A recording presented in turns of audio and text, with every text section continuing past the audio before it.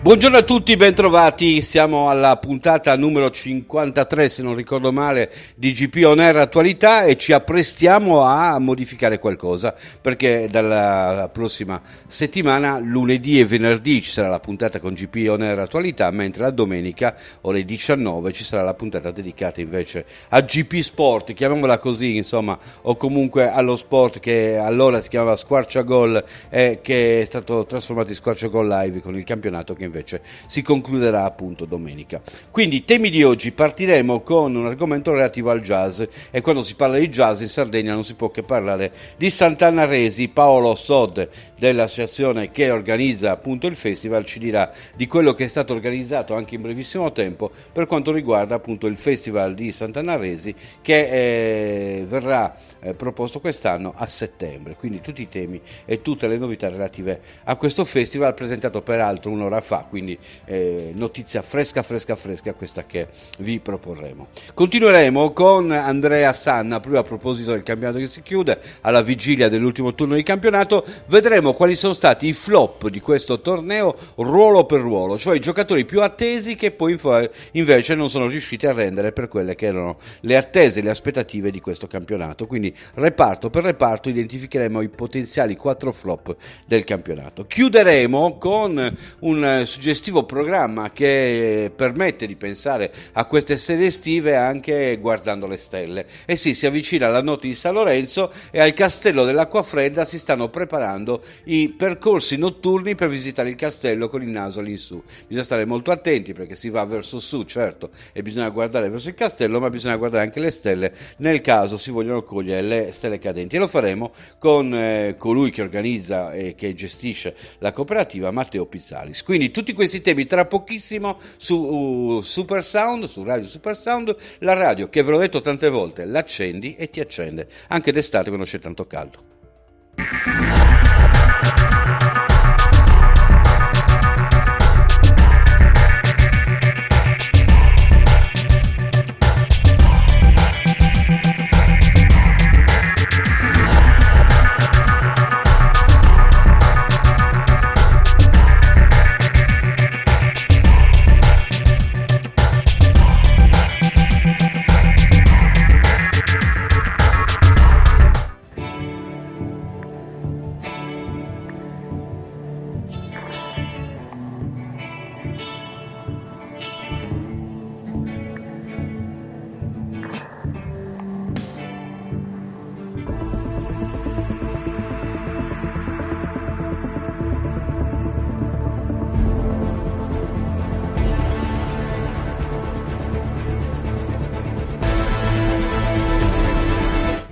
GP On Air si trasferisce nella Costa del Sud, andiamo a Sant'Anna Resi e andiamo a trovare Paolo Sod. Ben trovato Paolo, buongiorno. Buongiorno a te e a tutti i telespettatori. Quando citiamo Sant'Anna Resi, anche per un'equazione che è stata costruita nei decenni, si sente parlare di jazz, di musica, di bella stagione, e anche quest'anno, malgrado i rallentamenti dovuti all'organizzazione, qualcosa si sta muovendo. È così, Paolo? Sì, esattamente. Abbiamo passato una primavera con tante incertezze. Sapete tutti quello che è successo. Eravamo veramente dispiaciuti di non poter fare dei concerti. Abbiamo anche pensato di poter spostare il festival come periodo. Avevamo ipotizzato un novembre, un dicembre. Però poi abbiamo visto che la situazione è migliorata e con il consiglio direttivo dell'associazione ci siamo buttati a capofitto in questa nuova organizzazione della 35esima edizione di questo festival così importante dei confini tra Sardegna e jazz, che sarà svolto dal 31 agosto al 6 settembre in 2 location, perché purtroppo gli spazi, sapete benissimo, sono limitati in capienza e alcune attività le abbiamo dovute non eseguire. L'anno scorso per esempio c'erano stati dei concerti nelle spiagge, quindi non ci siamo sentiti comunque di fare queste cose, di mettere a repentaglio anche la salute e tutto quello che si vive ogni giorno con questa pandemia che ancora, diciamo, da noi è stata toccata poco, ma in altre nazioni, in altre regioni anche d'Italia ha veramente colpito duramente. Quindi ci saranno concerti in piazza del Nuraghe a Sant'Anarresi e poi ci sarà un concerto nella spiaggia di Solinas nel comune limitrofo di Masainas.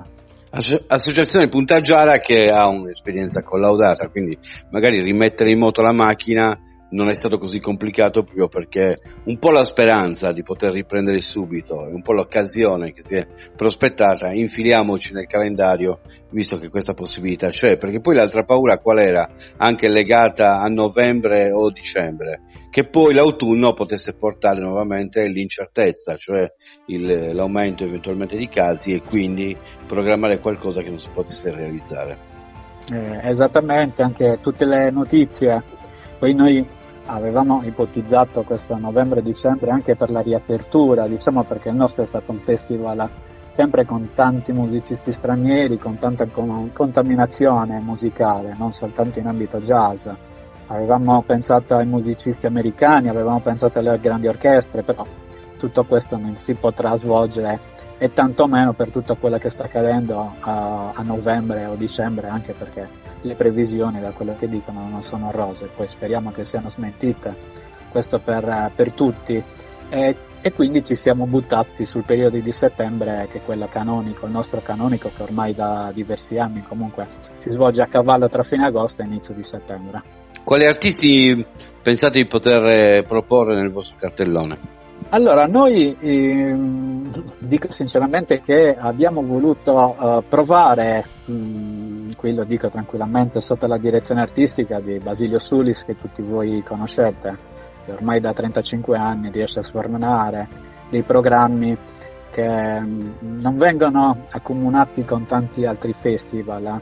Abbiamo cercato di dare un titolo, nel nostro titolo quest'anno, ve lo dico anche in anteprima, sarà oltre i confini della pandemia e della musica contemporanea, quindi andare oltre il Covid, andare alla ricerca di quella che è la musica contemporanea, che ha contraddistinto sempre il Festival di Sant'Anarresi. Quindi avremo musicisti sardi, avremo musicisti italiani, avremo musicisti europei, ma avremo anche musicisti americani, tutti nel rispetto delle regole, delle quarantene e di quant'altro. Quindi siamo riusciti ad allestire veramente un programma, non perché faccio parte dell'organizzazione di qualità, ma con musicisti anche che vengono da svariate parti del mondo.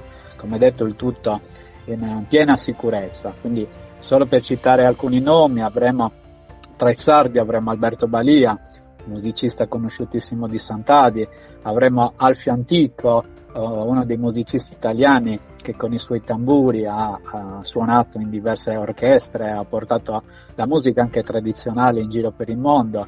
Avremo Giancarlo Schiaffini, uno dei grandi dell'elettronica, che porterà sul palco di Sant'Anarresi questa nuova spettacolo che si chiama Pinocchio Parade, dove c'è della musica, c'è l'elettronica, ci sono dei video art.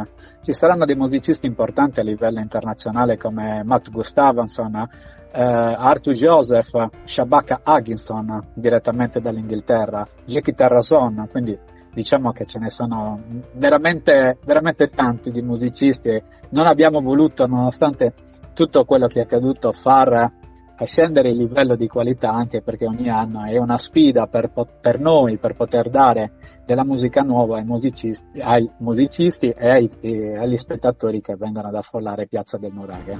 Paolo, inutile dire che è importantissimo un programma anche di questo livello per tentare di recuperare quel mese d'estate che è stato bruciato, e qui parlo di economia, nel senso che luglio e agosto hanno sempre rappresentato i mesi in cui la nostra economia si è alimentata, perché comunque sia sono la stagione calda, la stagione delle vacanze. Ecco, le speranze sono rivolte nel mese di settembre e dobbiamo dire che una manifestazione di questo tipo finisce per essere certamente un motivo di richiamo per allungare questa stagione corta da estate, caratterizzata appunto dall'incertezza. Certo, negli ultimi anni infatti il Festival di Sant'Anarresi si è sempre svolto a fine agosto ma inizio di settembre, anche perché abbiamo sempre pensato che il periodo turistico, quello inteso luglio e agosto, fosse veramente zeppo di manifestazioni culturali e anche di tanti festival jazz. Abbiamo voluto trasportare nel tempo il festival a settembre per dare una continuità veramente al turismo. in un territorio come quello del Sulcis, anche e soprattutto, che sapete bene, per tanto tempo è stato considerato uno dei più poveri d'Italia. Ormai io le statistiche non le guardo più, non so se per paura se lo siamo ancora esatto, o se lo siamo ancora, quindi però abbiamo voluto portare questi eventi veramente nel periodo di settembre per un forte richiamo veramente turistico. Negli anni precedenti abbiamo avuto tante richieste dall'America direttamente, dai paesi scandinavi, dal nord Europa, dall'Inghilterra. Purtroppo quest'anno devo ammettere che le prenotazioni sono diminuite in questo senso, però c'è una forte speranza che il pubblico, soprattutto quello locale e quello italiano, che già ha chiesto informazioni negli ultimi giorni, possa arrivare a Sant'Anna-Resi per godersi tutti questi concerti. Quanto è importante una campagna istituzionale per promuovere questo mese di settembre? Perché è vero, ci stiamo sforzando di fare tutto a settembre, ma se non lo sanno all'esterno, coloro che dovrebbero venire, i potenziali turisti, che si sta organizzando qualcosa a settembre, rischiamo di fare delle cose che poi rimangono nel nostro intimo. Certo, è verissimo quello che dice Vittorio. Infatti la filosofia dell'organizzazione del nostro festival è quello di ripartire subito quando noi abbiamo finito l'edizione. Per dire, in quella del 2019 noi ci siamo messi subito a lavorare per il 2020. Abbiamo cercato di contattare i tour operator, le strutture ricettive del territorio, avevamo organizzato dei pacchetti ed eravamo pronti per la prima settimana di marzo a presentare il festival, perché pensiamo proprio che l'immagine di questo territorio legato al jazz, legato alla Sardegna, che poi è una terra dove abbiamo visto è molto florida, fiorente di festival a jazz, possa essere un richiamo attrattivo e un richiamo turistico veramente importante. Purtroppo poi tutto questo lavoro si è dovuto fermare per causa di forza maggiore, ma noi riprenderemo questa filosofia e vi posso assicurare che già dalla conclusione, già dal 7 settembre, il giorno dopo dell'ultimo concerto, noi vogliamo lavorare già in previsione del 2021 e poter riuscire a portare tanti turisti a Sant'Anna-Resi e nel territorio del Sulcis, ovviamente legando tutte le peculiarità del territorio, quindi il festival jazz, ma anche l'archeologia, l'enogastronomia, tutto quello che sono i punti forti del nostro territorio comunque. Grazie Paolo e buon lavoro. In bocca al lupo per tutto. Grazie. Grazie.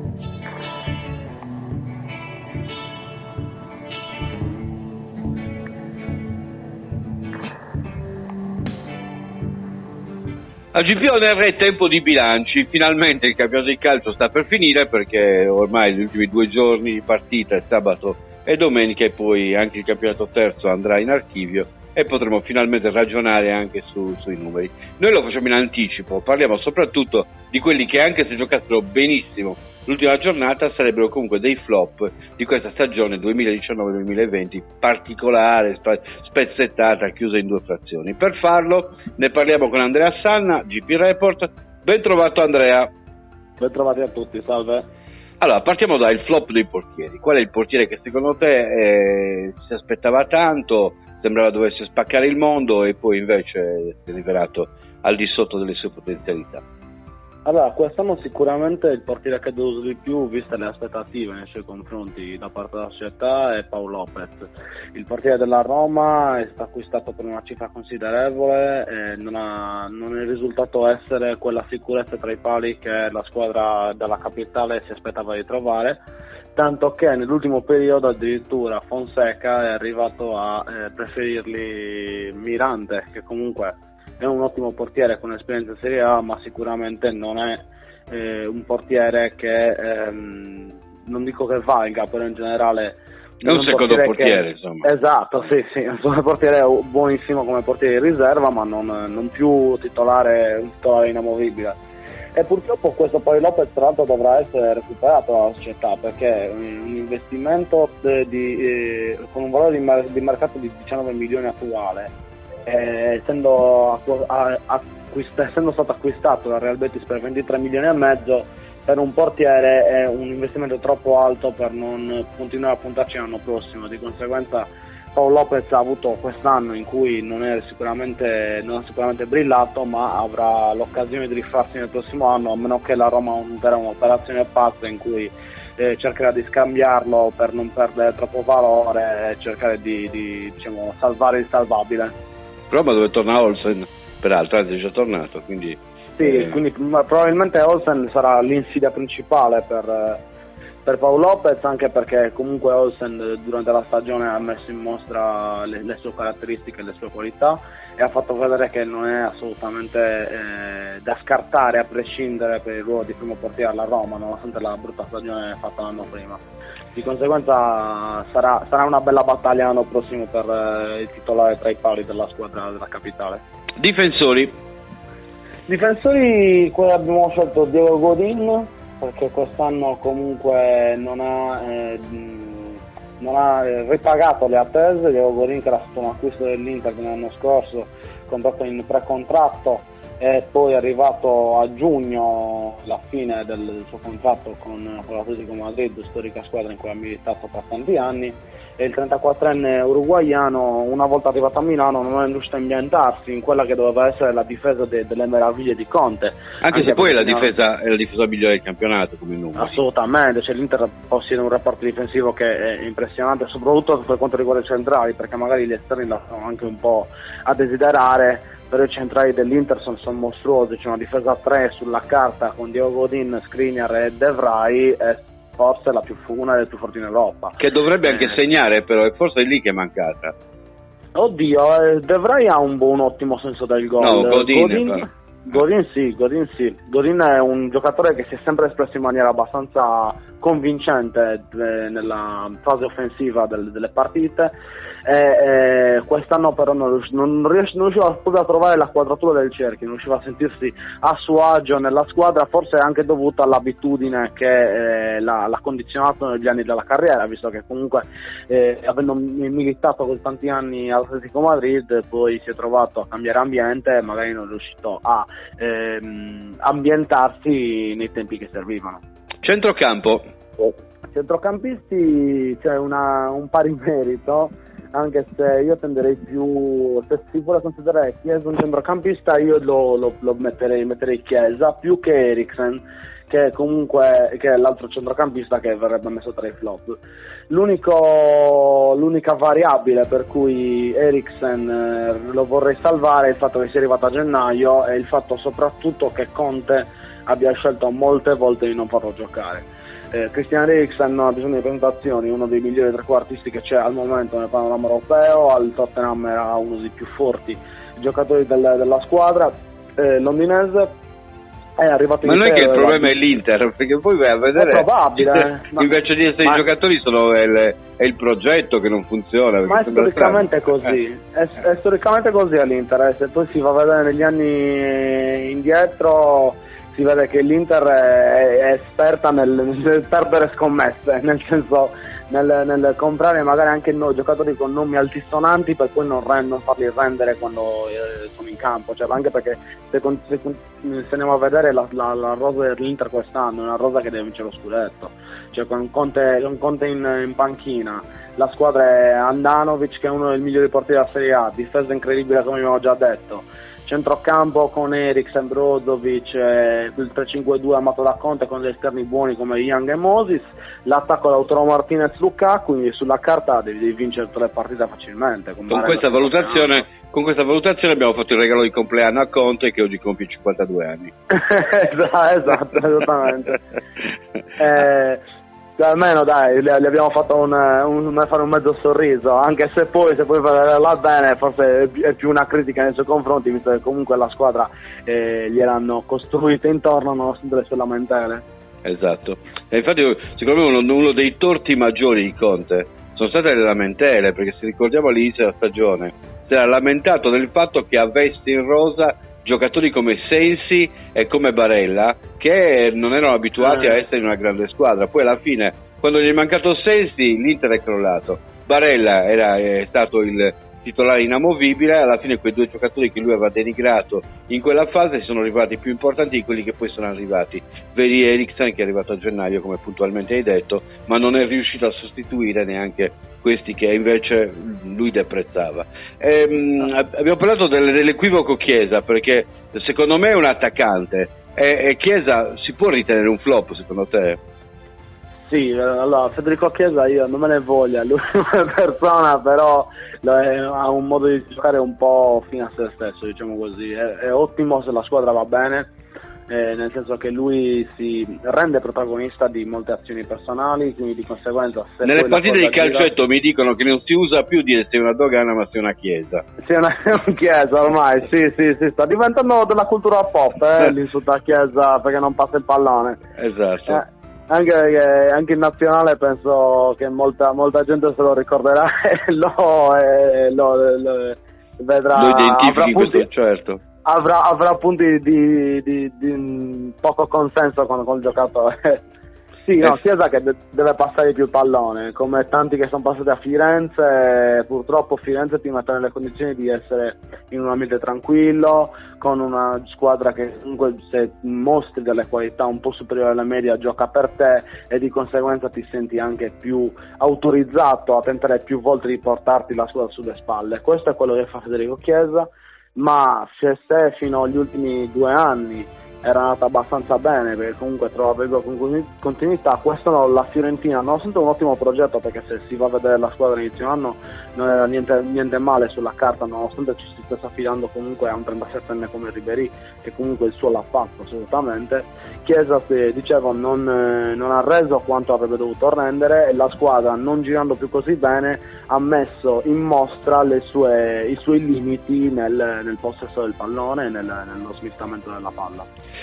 Bene Andrea, nell'ambito di queste puntate mi sento rimbombare tutto, Andrea, dovessi abbassare eventualmente l'audio.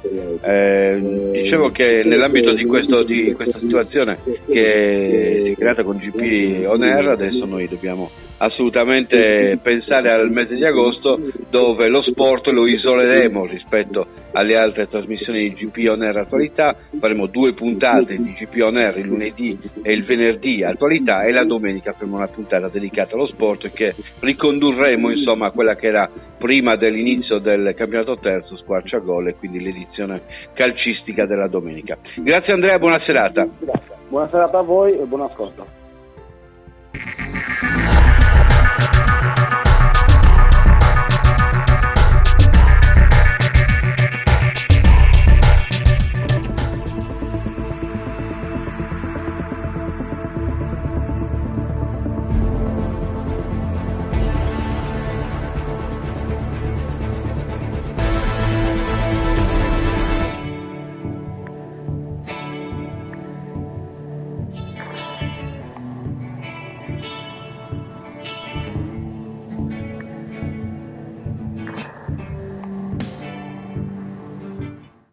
Parliamo ancora d'estate, ne parliamo in questo caso legati a quelle legate alle nostre serate estive, a quelle che sono le escursioni potenziali. Una che si può fare di notte, che sta organizzando per la notte, peraltro per la notte di San Lorenzo, quando le stelle dovrebbero cadere, è nel suggestivo castello di Acquafredda. E per questo noi parliamo con Matteo Pizzalis, che gestisce la cooperativa che permette appunto questi appuntamenti. Ben trovato Matteo. Buonasera a tutti, ciao Vittorio. Sì, raccontaci un po' questo evento notturno al Castello dell'Acquafredda, che un periodo era anche parecchio misterioso, perché non era da tutti salire e visitare il castello, e si dice che ci fossero delle bottole, dei sottopassaggi, degli altri misteri e via dicendo. Beh, hai proprio ragione, perché fino a qualche anno fa il castello era veramente difficilmente visitabile. Tu hai parlato di bottole, sì, in effetti c'era qualche passaggio molto pericoloso, che erano le cisterne, che però abbiamo provveduto a mettere in sicurezza, e soprattutto abbiamo provveduto in questi ultimi anni a creare un percorso di visita che ci permette appunto di visitare il castello del Conte Ugolino in sicurezza, ecco. Anche durante la notte? Anche durante la notte, sì, è già ormai da circa una decina d'anni che abbiamo pensato di organizzare, soprattutto in estate, le visite notturne, visto che durante il giorno magari la visita è un po' più faticosa per quanto riguarda il caldo. Quindi ormai da diversi anni, anche il 10 di agosto è la notte delle stelle cadenti, quindi di San Lorenzo, organizziamo delle serate che sono delle visite guidate comunque lungo la fortezza. I primi anni avevamo organizzato dei concerti, quindi musicali, delle letture di poesie, insomma. Mentre invece ormai da qualche anno collaboriamo con un astrofisico che è Barbara Leo, che ci aiuta appunto in queste particolari serate astronomiche a osservare il cielo, a raccontarci le leggende, a guidarci un attimino nel cielo stellato.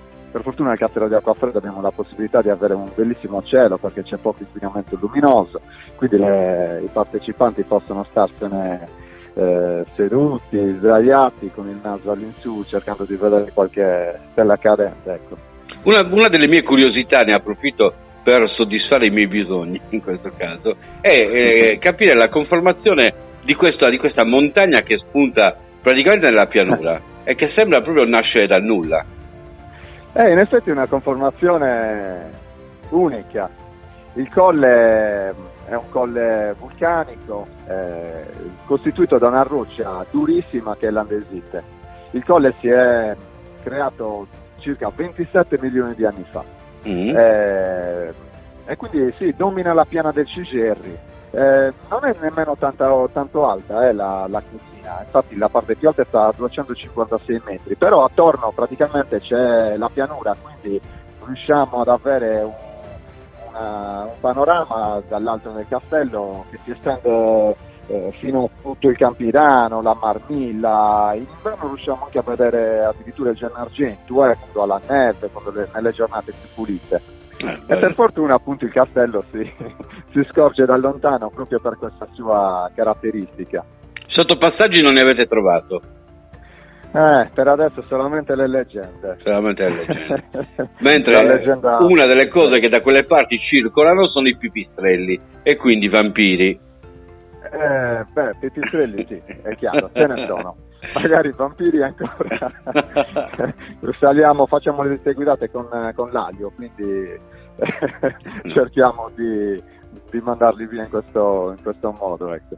Senti, c'è anche comunque, per adesso a parte di scherzi, anche una certa, oltre che flora interessantissima, soprattutto nel primo pezzo c'è anche una sorta di mostra nella scalata al castello dove ci sono diverse tipologie di vegetazione che crescono in questa zona, e in più comunque sia ci sono anche diverse razze di uccelli che comunque popolano quel territorio, giusto? Giustissimo, hai detto bene, perché al castello una delle cose più importanti sono sicuramente la flora e la fauna. La flora è rappresentata da circa 250 specie arboree che stanno appunto in questi 20 ettari del monumento naturale.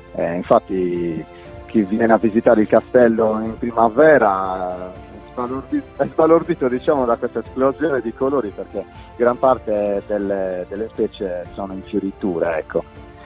Mentre invece per quanto riguarda la fauna, sì è vero, i volatili sono molto interessanti, chiaramente abbiamo gheppio, poiana, però sicuramente diciamo i padroni del cielo del castello sono i curvi imperiali. C'è un'unica coppia che domina su tutti gli altri. Poi chiaramente ci sono tante taccole, tanti altri volatili molto molto interessanti, soprattutto in primavera, nel loro periodo diciamo dell'amore, ci sono delle vere e proprie battaglie aeree sopra la nostra testa, ecco. Senti, ma storicamente invece c'è traccia di qualche assedio? Perché molti hanno confuso molte volte la storia del Conte Ugolino con quella della Torre della Fame, dove si dice che lui poi mangiò il cranio del figlio per potersi cibare. Molti l'hanno ricondotta molte volte al castello che c'è a Siliqua, e non è assolutamente così. Però comunque degli assedi importanti venivano fatti, perché come hai detto tu, ci sono le cisterne a un determinato livello e poi ci sono delle zone che erano particolarmente che privilegiavano la possibilità di difendersi dall'alto del castello rispetto a chi attaccava la base. Sì, ci sono comunque delle notizie di assedi, quando il castello di Acquafredda era di proprietà aragonese. Chi ha assediato era il giudicato di di Arborea, quindi il giudicato di Mariano, che assediò appunto il castello di Acquafredda, che però non fu mai preso per fame o per sete, perché come dici giustamente tu, chi viveva all'interno del castello era autosufficiente, tante cisterne per la raccolta dell'acqua, riuscivano a coltivare, avevano degli orti, avevano degli animali. Queste notizie noi le abbiamo perché per fortuna del castello di Acquafredda sono stati ritrovati parecchi documenti proprio del periodo aragonese spagnolo. Quindi sì, in effetti è stato assediato ma mai conquistato dal nemico, anche grazie alla sua conformità diciamo su questo colle già particolarissimo, certo. Particolare, senza contare che c'erano i soldati che strategicamente disposti e ben armati lo controllavano. Eh sì, visite interessanti, quindi non abbiamo che da suggerire a questo itinerario. Quando è che mi hai detto la notte di San Lorenzo, che se non ricordo male è il 13 di agosto, giusto? Allora, vista la grande richiesta di poter partecipare, ed essendo quest'anno i numeri dei gruppi ridotti, abbiamo pensato di proporre la serata il 10, proprio la notte di San Lorenzo, l'11 e il 12. Sì, il 10, 11 e 12, sempre in presenza dell'astrofisico, anche perché quelle sono le notti in cui ci sono più stelle cadenti. Bisogna portarsi anche, oltre alla mascherina, bisogna portarsi anche il casco, giusto, per le stelle cadenti. Speriamo di no. Guarda, qualche notte fa abbiamo visto la stella Cometa e non ci ha beccato neppure quella, si vedeva perfettamente dal castello. Ah, bello. No dai, speriamo, ne vediamo sempre tante stelle cadenti, però ci hanno sempre scivolati. Quindi vengono garantite praticamente a chi andrà a fare le vie. C'è bisogno di prenotare per queste escursioni notturne? Assolutamente sì, c'è bisogno di prenotare, tutte le informazioni si trovano sul nostro sito internet castellodiacquafredda.com, ma siamo facilmente rintracciabili appunto sui social, su Facebook, Instagram, si trovano i nostri riferimenti. Bene, per una serata romantica, quindi non dimenticate il castello dell'Acquafredda, prendete in considerazione anche questo. Grazie Matteo, ti ringrazio dell'intervento. Grazie Vittorio, grazie a te, buonasera a tutti. Un abbraccio, ciao. È tutto per oggi per GP On Air. Come detto, l'appuntamento per quanto ci riguarda è per domani sera, sabato, per l'ultima partita di campionato del Cagliari. Ricordo 20:45 Milan-Cagliari, poi appuntamento con GP On Air per lunedì alle ore 12. Grazie a tutti, buon proseguimento di giornata.